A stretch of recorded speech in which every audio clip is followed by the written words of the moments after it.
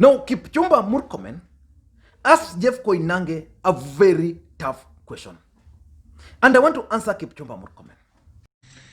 I looked at my, Jeff, I want to say this with all honesty, because I looked today at my pictures, reminded by Facebook, about this day 3 years ago. This day 3 years ago, the president's election had just been nullified like a day like yesterday.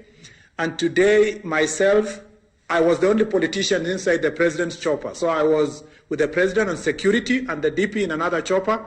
We flew to, after a meeting at State House, we flew to Nakuru and Narok with the deputy president and the president to go and address a rally and to assure our supporters that we were ready for the second round of the elections. And when I looked at those pictures today, I asked myself a very basic question.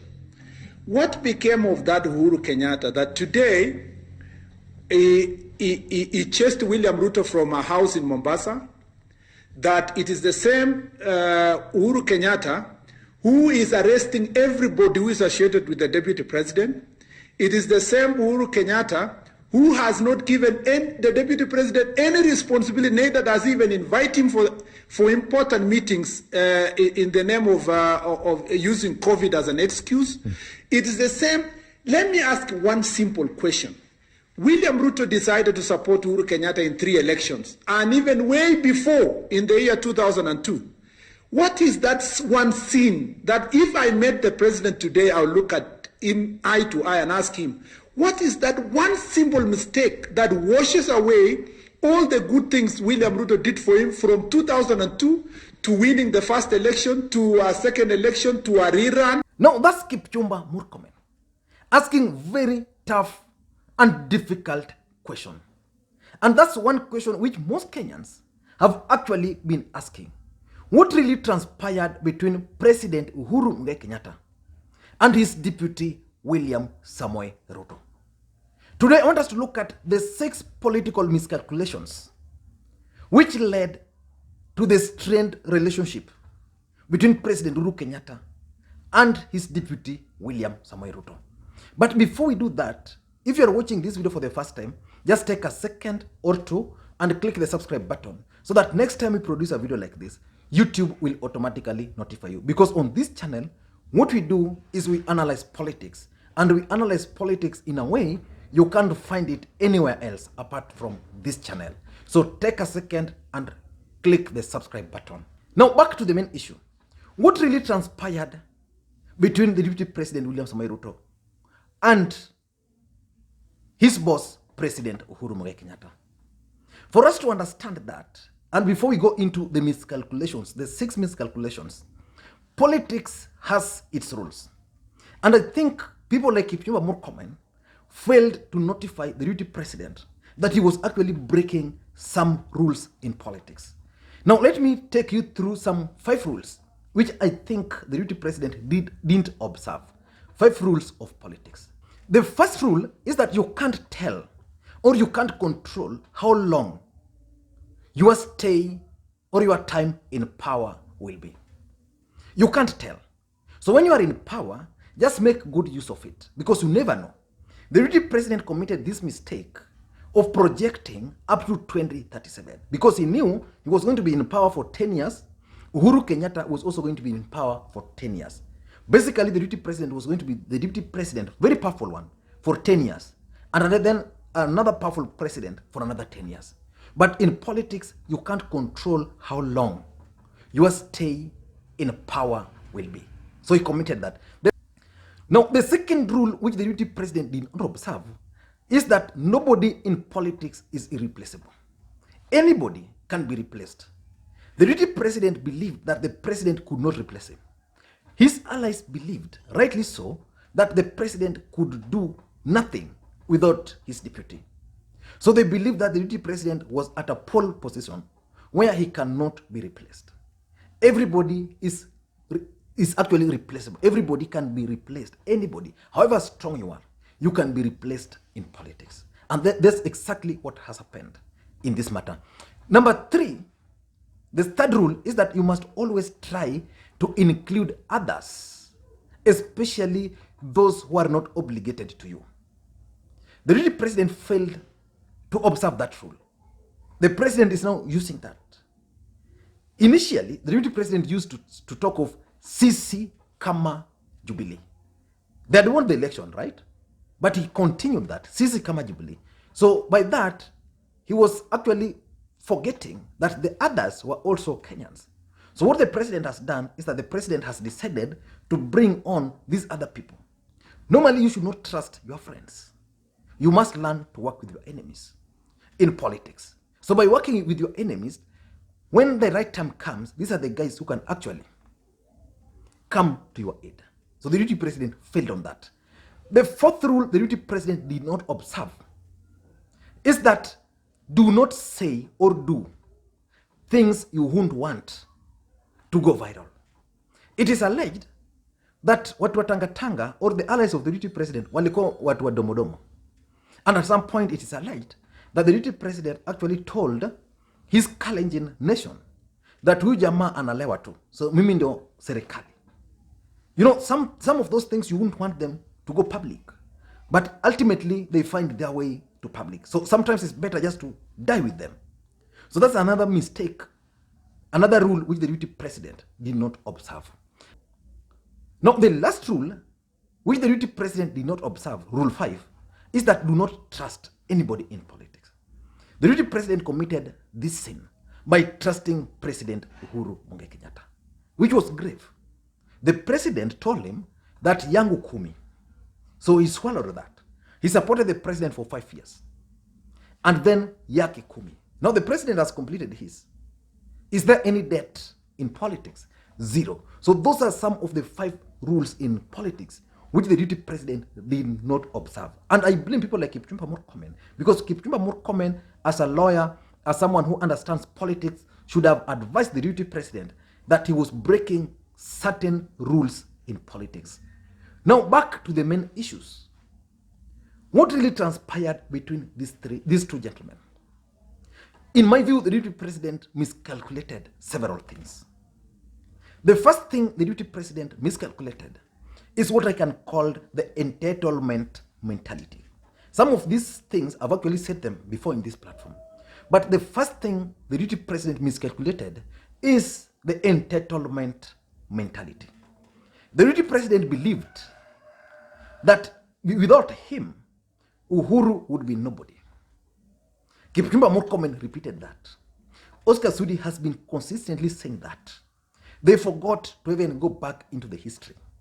In the history of this country, Mzee Jaramogi Oginga Odinga was supposed to be the first or the founding father of this nation. Jaramogi, in his own wisdom, decided not to take over the leadership until Kenyatta was released.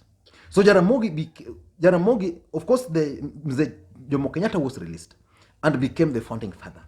And because of that, Jaramogi felt that he was entitled to that presidency. So he felt so. So when Mzee Kenyatta appointed him the vice president, he also thought that he's also part of the presidency. So he was entitled to that. And soon he realized that we can only have one president. And Mzee Jaramogi was kicked out. Again, you go to the history of this country. There was Raila Amolo Odinga and Mwai Kibaki. Mwai Kibaki was involved in an accident. Raila Odinga campaigned for Mwai Kibaki on a wheelchair. He handed over the presidency to Mwai Kibaki. And Raila Odinga felt entitled to that leadership. And within 3 months, the allies of Mwai Kibaki thought otherwise. They started plotting and scheming on how to destroy Raila Amolo Odinga. And based on his personality, Raila Odinga thought that instead of this, I'm not going to allow. I belong to this government. But he was locked out. Ultimately, Raila Odinga left the government, not laughing. He left the government crying. A government he helped put in place. In fact, it is alleged that when Mwai Kibaki was involved in that accident, he was being taken to some hospital in this country. Raila Odinga decided no way. He swiped his card. Mwai Kibaki was flown out of the country. And Raila Odinga then continued with the campaign. And NAC took over the control of this country. So Raila Odinga also felt entitled. He was kicked out.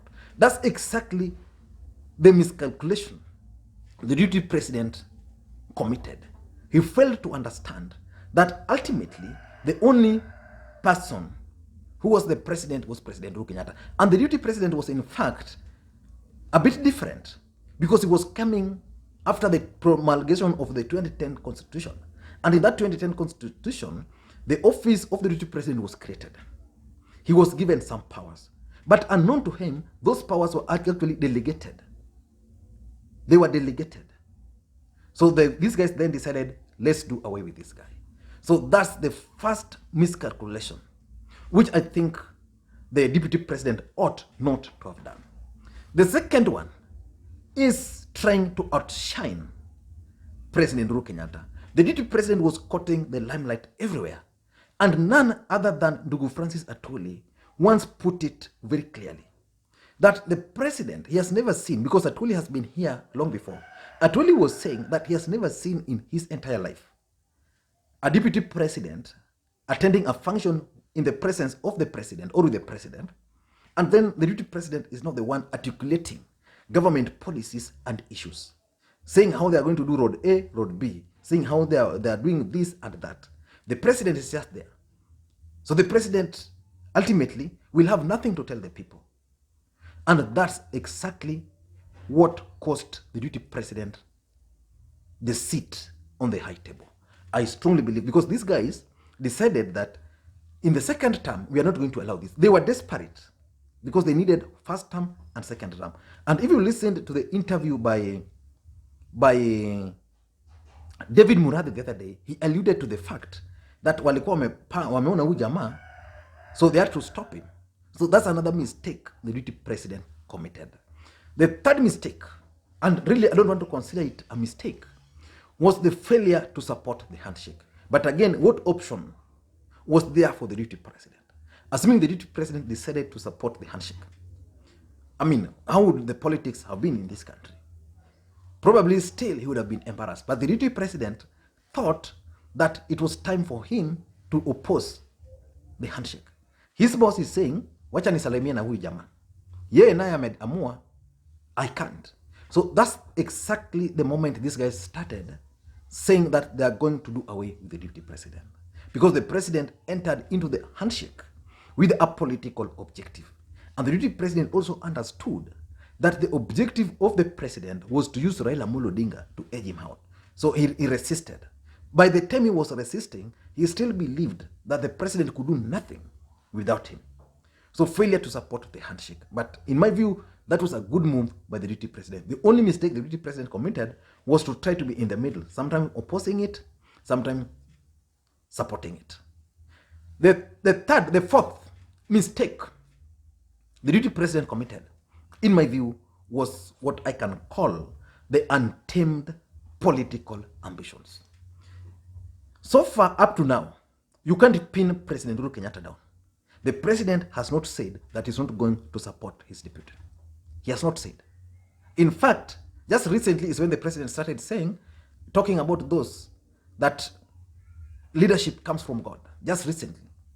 And just recently is when now he started talking as indicating that he might not support his deputy. But to his credit, after the handshake, it took over 2 years before the president commented on that. But he was very consistent on one thing, that the handshake was not about leadership. It was about the country. But the deputy president had ambitions. He wanted to become the president. So everything he was doing was focused on his presidency. And on this, I also disagree with the deputy president. You know, sometimes you do things, sometimes you don't do certain things. In Luo, they say, iringo kidikri, which means, you know, when you are chasing something, you don't just go unakimbeza. Sometimes una chase, then you relax a bit, you monitor. Yeah? The deputy president just took off his focus on the prize without understanding that probably there was a secret these guys had on how to get that particular seat. So the untamed ambition. Number 5, the fifth miscalculation which the deputy president did, in my view, was to form parallel teams within Jubilee Party. The deputy president would have just decided to continue with his campaigns, just going around the country in the name of launching projects. But the moment the deputy president formed Tanga Tanga, and Tanga Tanga became a faction within Jubilee, that was the time he lost President Uhuru Kenyatta. He was not just doing that. He wanted to prove a point that he had people. I want to ask you a question. Do you think Hassan Joho has people in ODM party? I want to ask you that question. Or do you think even Oparanya has people? He's the deputy party leader of ODM party. Do you think Oparanya has people he called his in ODM party? You don't do that. So the deputy president then embarked on forming this faction. Then Jubilee became two. And not only two, the other faction now started swearing their allegiance to the deputy president and not to President Uhuru Kenyatta. That was a grave political mistake on the side of the deputy president. And that's why these guys now started unleashing. It gave opportunity to Kieleweke team to come up. Now Kieleweke now found an opportunity to work with Uhuru Kenyatta. So they started saying, kama munaonyesha the president madharau, we also want to show you that president pia ako na watu wake. So in Central, Kieleweke was born. And you know, once Kieleweke was born, it started fighting the deputy president. And of course, the president had to get in. And how do you expect the president to get in?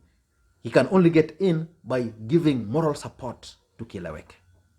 And that's how the deputy president started facing problems and rebellion in the larger Central Kenya region. So if the deputy president had just focused on his ambition, focused on Jubilee without forming this kind of Tanga faction, in my view, he would have succeeded. But again, this is politics. Probably even without doing that, the president had decided. And lastly, is the early campaigns. The president was very clear. He told this guy, stop early campaigns. So on that, even if the deputy president was to win sympathy, he can't win sympathy on early campaigns. He can only win sympathy on betrayal. But the president can go ahead and tell his supporters that I told this guy to stop early campaigns. He refused. I told this guy that I'll support him. He didn't listen. He went ahead. So early campaigns also helped Uhuru Kenyatta to plot against his deputy. So Kipchumba Murkomen should actually be honest, the way he's now started being honest, and tell the deputy president that, look here, these are some of the miscalculations which you committed. Some of them can be fixed, some of them cannot be fixed. Now, let us fix the ones which can be fixed and leave the ones which cannot be fixed. And then he should also tell the deputy president to go and reconsider studying the rules of politics. Because breaking some of those rules will actually lead him into a political oblivion. I don't know what you think, but in my view, the deputy president committed those 6 mistakes. And he also failed to observe the basic rules of politics. I don't know what to think. Let me know in the comment section. And again, for those who are joining us for the first time, please just take a second or two and click the subscribe button so that next time we produce a video like this, YouTube will automatically notify you. Thank you guys. And also don't forget, for those who are in the diaspora and those who are here and looking for spouses, don't forget to check kenyanmatch.com. On that platform, you'll be able to be connected and you'll succeed. And the subscription is actually very cheap at $16 for 1 month. So 1 month, kama wewe unatafuta, is enough for you. If you don't succeed, then you try another month. Then you try another month. But if that's not, you feel it's expensive, then you can try with $8 a week. So just try that. So thank you guys, and please, may you have a good day.